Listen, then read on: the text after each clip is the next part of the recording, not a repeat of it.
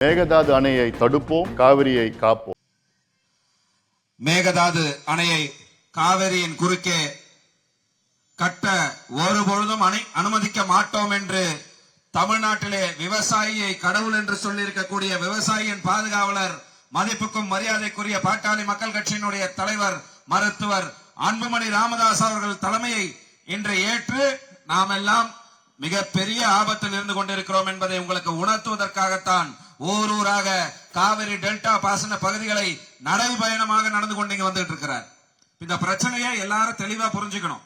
1920ஆம் ஆண்டு கிருஷ்ணராஜ சாகர் என்ற ஒரு அணையை கட்ட வந்த போது பிரச்சனை எழுந்தது. வெள்ளக்கார ஆட்சி காலத்துல அன்றைக்கு போடப்பட்ட ஒப்பந்தம் 50 ஆண்டுகளுக்கு பிறகு புதுப்பிக்கப்பட்டிருக்கணும். புதுப்பிக்கப்படாத அந்த இடைவெளியில 3 அணையை கட்டிட்டாங்க கர்நாடகா. எத்தனை அணை? 3 அணை. அதனாலதான் இன்னைக்கும் இன்னொரு 4 அணை, இன்னொரு சின்ன அணையை சேர்த்து இன்னைக்கு தண்ணிக்கு நம்ம போராடிட்டு இருக்கிறோம். இன்னைக்கு அதையும் தாண்டி காவிரியின் குறுக்கே மேகதாடு என்ற இடத்தில் 70 TMC தண்ணியை கொண்ட ஒரு அணையை கட்டுவே தீர்வேன் என்று கர்நாடக அரசு சூளுரைத்து வேலையை செய்யும் பொழுது தமிழ்நாட்டில் இருக்கின்ற அரசியல் கட்சிகள் எல்லாம் மௌனம் சாதித்திருக்க நேரத்தில் ஒரு தலைவன், விவசாயியை கடவுள் என்று மதிக்கின்ற ஒரு தலைவன், உங்களுக்காக பாடுபடுவதற்காக இருக்கின்ற ஒரு தலைவன் புறப்பட்டு வந்திருக்கிறார்கள் என்று சொன்னால் நம்முடைய மருத்துவர் சின்னையாவின் தலைமையை நாம் எல்லாம் ஏற்போம். அவர் பின்னால் நாம் செயல்படுவோம்.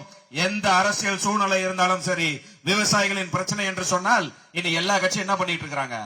இந்த கட்சியில இருந்து எம்எல்ஏவை பிடிக்கலாமா, அந்த கட்சியில இருந்து கட்சியை உடைக்கலாமான்னு சிந்திக்கிற நேரத்தில் விவசாயிகளை பற்றி சிந்திக்கின்ற ஒரு தலைவராக நம் முன்னால் நிற்கிறார்கள் என்று சொன்னால் அன்புமணி ராமதாஸ் அவர்களை தவிர வேறு யாரும் இருக்க வாய்ப்பில்லை. கேள்வி கேட்டா பதில் சொல்லணும். மருத்துவர் அன்புமணி ராமதாஸ் அவர்கள் கேட்கின்ற கேள்வி இந்த நாட்டினுடைய கேள்வி, விவசாயிகளுடைய கேள்வி. அதை விட்டு ஏளனம் பேசுற வேலையெல்லாம் இன்னைக்கு எந்த அரசியலும் தலைவரை செய்யக்கூடாது. ஒருத்தர் இன்னைக்கு நேத்து புறப்பட்டு வந்துட்டார். நேத்து தலைவர் ஆன உடனே அவருக்கு பெருசா கொம்பு முளைச்சிட்டதான் நினைப்பு. அடுத்தது கேள்வி கேட்டா நாங்க அதை பண்ணுவோம், இதை பண்ணுவோம். உங்க அண்ணன்,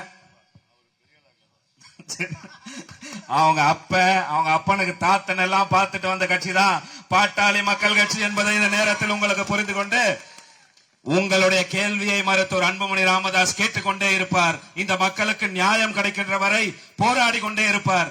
ஒவ்வொரு பிரச்சனைக்கு போராடுற கட்சி பாட்டாளி மக்கள் கட்சி தான். இதே முன்னாடி பிரச்சனை வந்த பொழுது 1000 வாகனத்தில் படையெடுத்து கர்நாடகத்திற்கு சென்ற கட்சி பாட்டாளி மக்கள் கட்சி.